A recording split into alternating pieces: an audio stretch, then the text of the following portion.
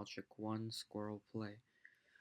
So it's given that the squirrels in Palo Alto spend most of the day playing. In particular, they play if the temperature is between 60 and 90 inclusive. But if it's summer, then the upper limit is 100 instead of 90. So given an int temperature and a boolean is summer, return true if the squirrels play and false otherwise. So instead of temperature, we have temp here. So basically, we can say that it is true if we have temperature that is greater than or equal to 60 and less than or equal to 100 when it is summer. So if we say is summer, then that means if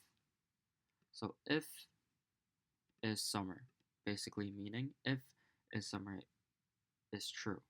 And if this condition is also true, then we return true. Then what if it's not summer? Then we can say else if. We can say else if 60 to 90, return true.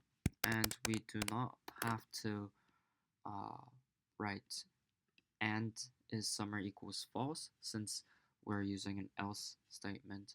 So basically meaning that either this part of the condition failed or this part of the condition failed. But then if it is that this part of the condition failed, and if it comes down here, it's also going to fail. So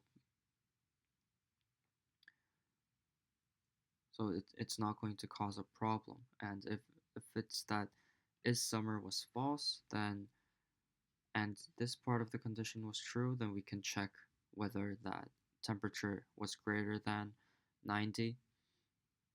And then if that was the case, then we'll come down to the next statement and return false, which basically means this failed, this part failed, and this part failed, or this failed for us to reach this return false statement, and then either is summer failed or